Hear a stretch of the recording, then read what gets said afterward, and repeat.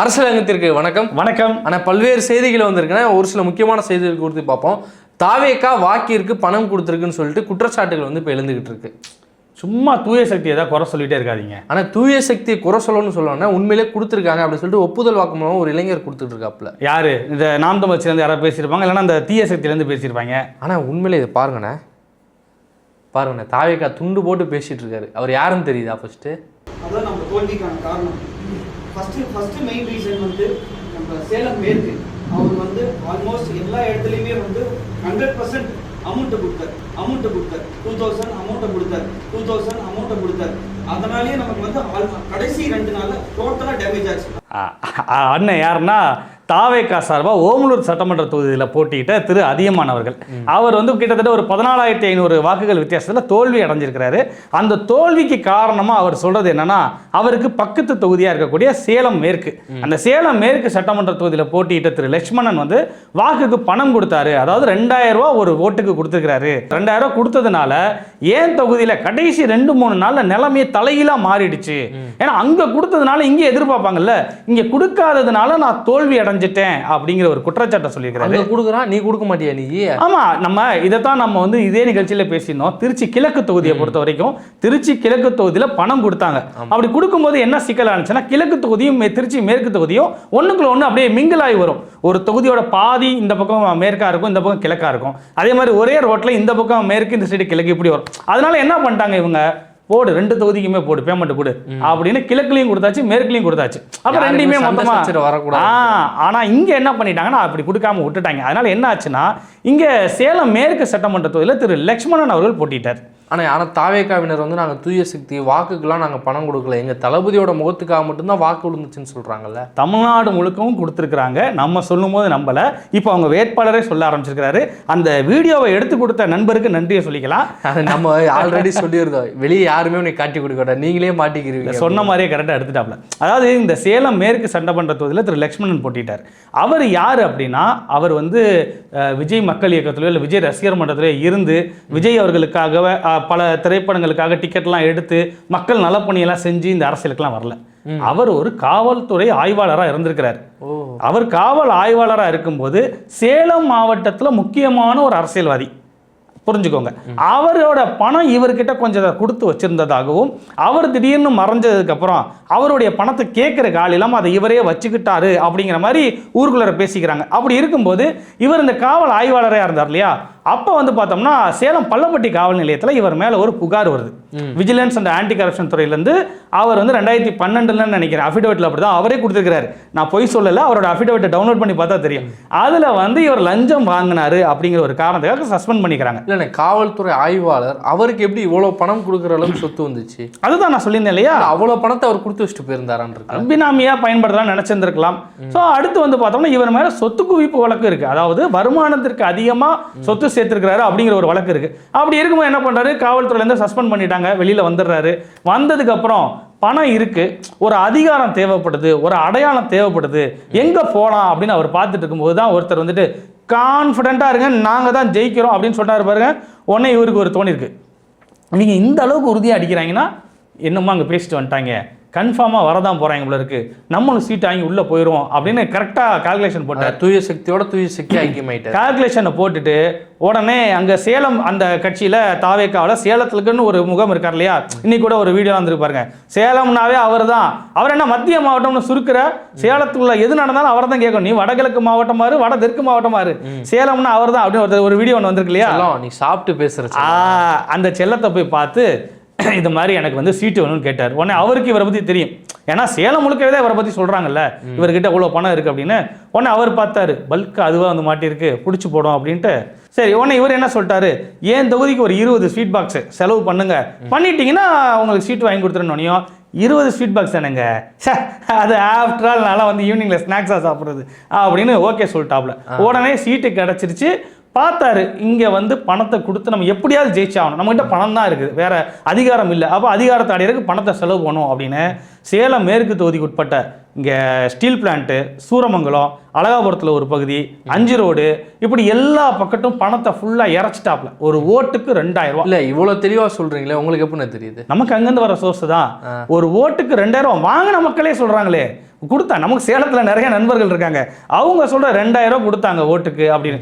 அப்போ இவர் வந்து ஃபுல்லாக கவர் பண்ணி முடிச்சிட்டார். அப்போ என்ன சிக்கல் ஆகுதுன்னா, இந்த சேலம் மேற்குக்கும் ஓமலூருக்கும் நடுவில் இந்த கருப்பூர் பகுதி இருக்குது, அதெல்லாம் வந்து இந்த பார்டர் ஏரியாவில் வரும், 2 தொகுதிக்குமான எல்லை பகுதி. அந்த மாதிரியான பகுதிகளில் வந்து பணம் கொடுக்கல யாரு, அந்த ஓமலூர் வேட்பாளர் அதிகமான். அப்போ பணம் கொடுக்காதனால எல்லாம் கேள்வி எழுப்ப ஆரம்பிச்சிட்டாங்க. அங்கே இருக்கிறவங்க கட்சிக்காரர் கொடுக்குறாரு, நீ என்ன கொடுக்க மாட்டேங்கிற அப்படின்னு சண்டை ஆயிருக்கு. அந்த 3 நாள் அதை தான் அவர் மீன் பண்றாரு. கடைசி 2-3 நாள் நிலைமையை தலைகீழா ஒருவேளை மக்கள் என்ன நினைச்சிருப்பாங்கன்னா, மேல இருந்து வந்த பணத்தை இந்த ஆள் வாங்கி வச்சுட்டு அமைக்கிட்டாரு அப்படின்னு அவங்க சொல்றாங்க. ஏன்னா இவர் வந்து லக்ஷ்மணன் அவர் சேலம் மேற்குல 15 கோடி ரூபாய் சொத்து கணக்கு காட்டியிருக்காரு. அவர் வந்து கிட்டத்தட்ட 1-1.5 கோடி கிட்ட காட்டியிருக்காரு. அப்போ அவர்கிட்டயும் கொஞ்சம் பணம் கம்மியாக தானே இருக்கு. சின்ன கோடீஸ்வரர்ல அவரு, பெரிய கோடீஸ்வரர், இவர் பெரிய கோடீஸ்வரர், நல்லா இறக்கிட்டாப்ல. அதுல என்ன ஆச்சு, அவருக்கு ஒரு 15000 வாக்கு குறைஞ்சிருச்சு. மக்களுக்கு அதிருப்தி ஆயிடுச்சு. அவர் சொன்ன மாதிரி இந்த பார்டர் ஏரியால அவருக்கு வாக்கு குறைஞ்சிருச்சு. அதைத்தான் அவர் வந்து, அதாவது உண்மையை சொல்றவங்க தெய்வத்துக்கு சமம் அப்படின்னு சொல்லுவாங்க இல்லையா, அப்படி அந்த தெய்வம் வந்து உண்மையெல்லாம் கக்கி அதை நம்ம சொன்ன தெய்வம் வீடியோ எடுத்து நம்ம கிட்ட கொடுத்து நல்ல வேலையை பார்த்துட்டாங்க. இல்லை, இப்போ தாவேக்காவினர் வந்து இன்னொன்று ஒன்று செய்வாங்க. ஃபர்ஸ்ட் வந்து ஊடகங்களை பேசக்கூடாதுன்னு தடை போட்டாங்களே, இனிமேல் கேமரா மைக்கோட சுத்தக்கூடாதுன்னு தடை போட போறாங்கன்னு நினைக்கிறேன். அதை அவங்களால செய்யவே முடியாது. ஏன்னா அமைச்சராக இருந்தாலுமே சரி, அவங்களுக்கு கேமரா மைக்கு வீடியோலாம் எடுக்கலன்னா கை காலெல்லாம் அப்படி ஒரு மாதிரி சிவரிங் ஆகி பட்டன்னு வந்துடும் அவங்களுக்கு. அதனால இந்த மாதிரி நிறைய உண்மைகள் வெளியே வந்துகிட்டே நிறைய வரும், பார்க்கலாம். ஆனால் ஒரு பக்கம் வந்து ராசா அவர்கள் எழுப்பின கேள்வி பல்வேறு சர்ச்சை எடுத்தனால தாவேக்கா அதுக்கு விமர்சனங்களும் பகிர்ந்து போயிட்டு இருக்கும்போது, அதிமுகவை சேர்ந்த எம்பி இன்பதுரை அவர்கள் வந்து முதலமைச்சர் விஜய் நோக்கி பல்வேறு கேள்விகளை கேட்டிருக்காரு. குறிப்பாக 5 கேள்வி விஜய் அவர்களுக்கு நான் கேட்குறேன்னு சொல்லி கேட்டிருக்காரு. பார்த்தீங்களாண்ணா? இல்லை, மாநிலங்களவை உறுப்பினர் திரு இன்பதுரை அவர்கள் வந்து சில கேள்விகளை முன் வச்சுக்கிறார். இந்த கேள்விகள் வந்து சாமானிய மக்களுக்கே எழுந்த கேள்வி தான். என்ன அப்படின்னா, அவர் சிம்பிளாக கேட்குறாரு, உங்களுக்கு தான் மத்திய அரசோட ஓய்பிரிவு பாதுகாப்பு இருக்குல்ல, நீங்க ஏன் இந்த தனியார் பாதுகாவலராக கூடவே வச்சுக்கிட்டு சுத்திட்டு இருக்கிறீங்க அப்படிங்கிற கேள்வி எழுப்புறாரு.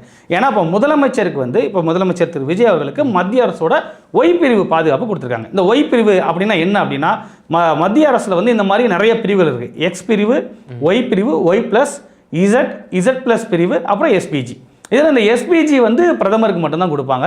இந்த இசட் பிளஸ்ங்கிறது இருக்கிறதுலே கொஞ்சம் உச்சபட்சமான ஒரு பாதுகாப்பு, தனிநபர் கூட கொடுக்கலாம். அது வந்து பார்த்தோம்னா இந்தியாவில் திரு முகேஷ் அம்பானி எடுத்துக்கிறார், அந்த பாதுகாப்பில் தான் இருக்கிறாரு.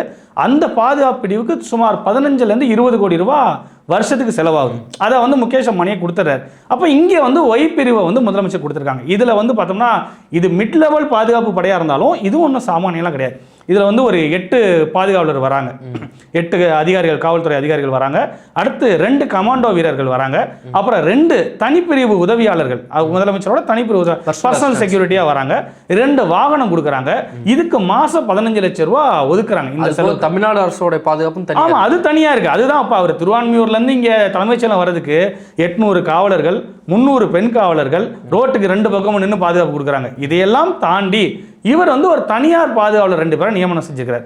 அவர் யாரு அப்படின்னு பார்த்தோம்னா, அவர் வந்து நயீம் மூசா அப்படிங்கிற ஒரு நபர். அவர் யாருன்னா, கேரளாவை பூர்வீகமாக கொண்டார். கேரளா மீன்ஸ் இங்கே நம்ம பாண்டிச்சேரி இருக்கு இல்லையா, பாண்டிச்சேரியோட இன்னொரு ஒரு நிலப்பரப்பு அங்கே கேரளா பக்கத்தில் இருக்க மாஹே அப்படின்னு, அந்த நிலப்பரப்பை சேர்ந்தவர். இவரும் பாண்டிச்சேரி தானே? ஆமாம், இந்த இட்டுன்னு போகிற வேலையெல்லாம் பார்க்குறாரு இல்லையா, அவர் அந்த ஊர் தான். அப்போ மாஹே பகுதியை சேர்ந்தவர். 2004 காலகட்டத்தில் துபாயில் போயிட்டு அவர் வந்து ஒரு தொழில் முனைவராக தான் இருக்கிறாரு. ஒரு துபாய்க்கு போகும்போது அங்கே வந்து இந்த செக்யூரிட்டி சர்வீசஸ்க்குலாம் நல்ல ஒரு எதிர்காலம் இருக்குது, அது தேவை அதிகமாக இருக்குங்கிறக்காக அந்த நிறுவனத்தை தொடங்குறாரு. அது வந்து பார்த்தோம்னா gender security LLC, gender security service அப்படிங்கிற மாதிரி ஒரு கம்பெனி. அதை ஆரம்பித்ததுக்கப்புறமா இப்போ துபாயில் வந்து பார்த்தோம்னா உலகம் முழுக்க இருக்கக்கூடிய பல்வேறு பெரிய பெரிய நிகழ்ச்சிகள்லாம் துபாயில் தான் நடக்கும்.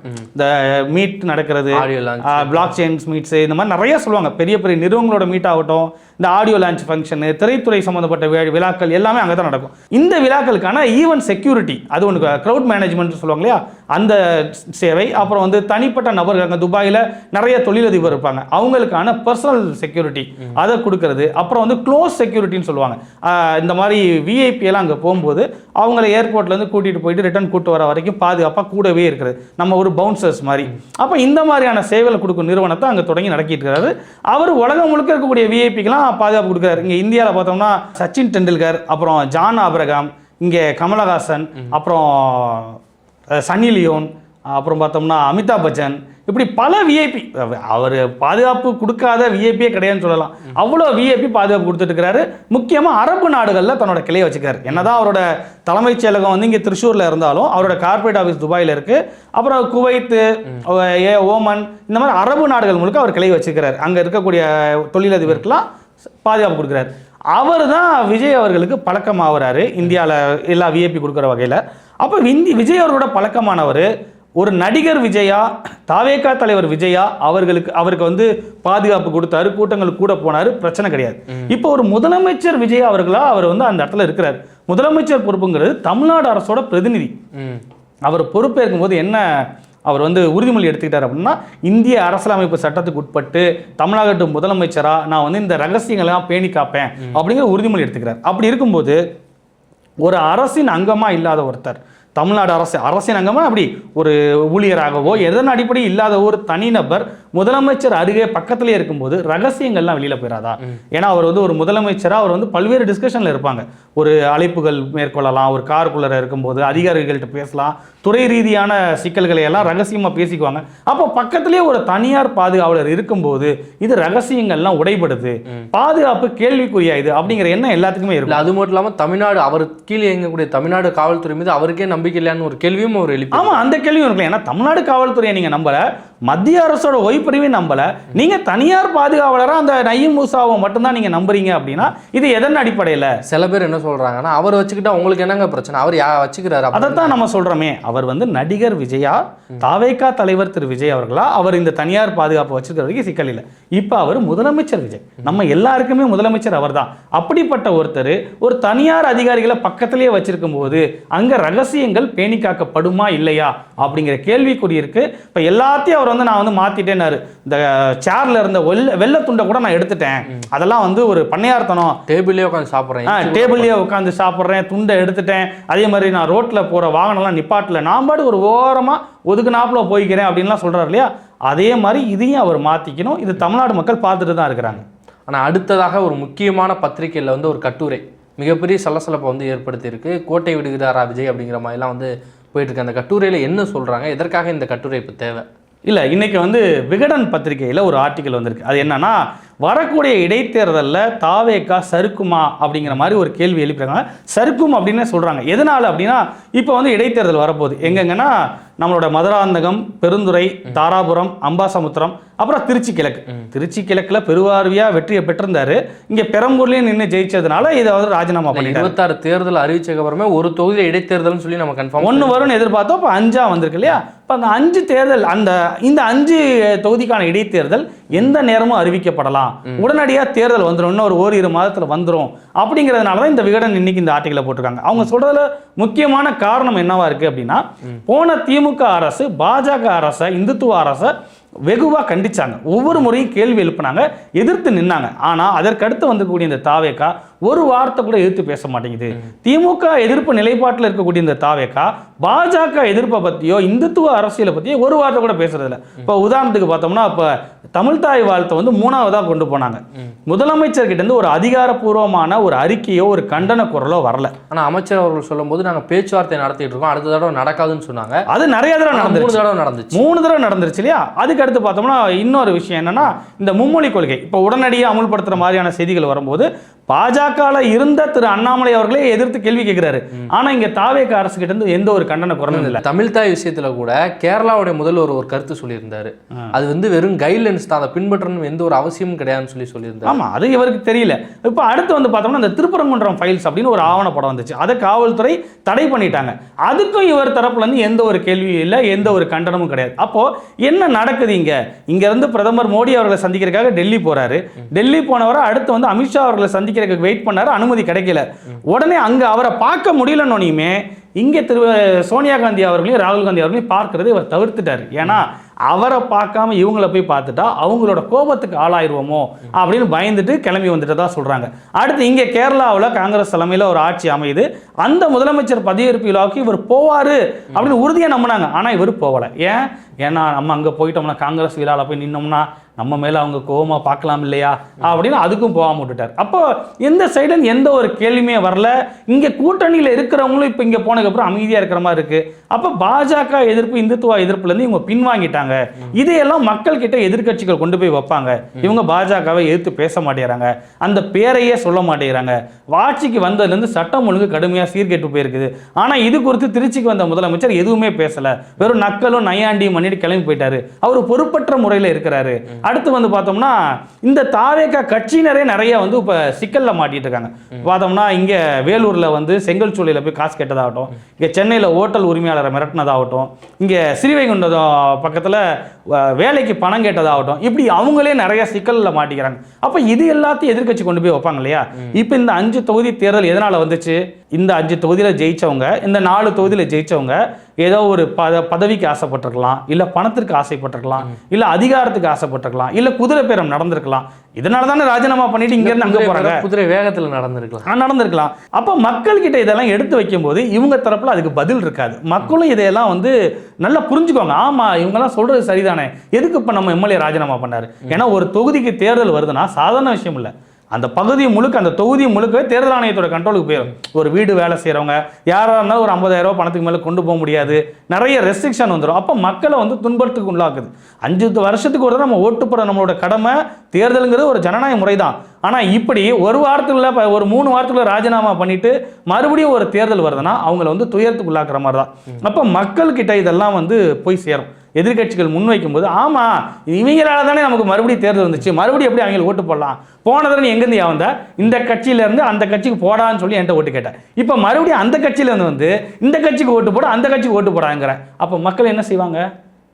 புறக்கணிப்பாங்க. இல்லை இப்படி நினைக்கலாமா? இல்லை வருமானம் எக்ஸ்ட்ரா வரப்போகுதுன்னு நினைக்க போகிறாங்க? இல்லை, அது வரும். ஏன்னா வந்து ஆளுங்கட்சியாக இருக்கிறாங்க.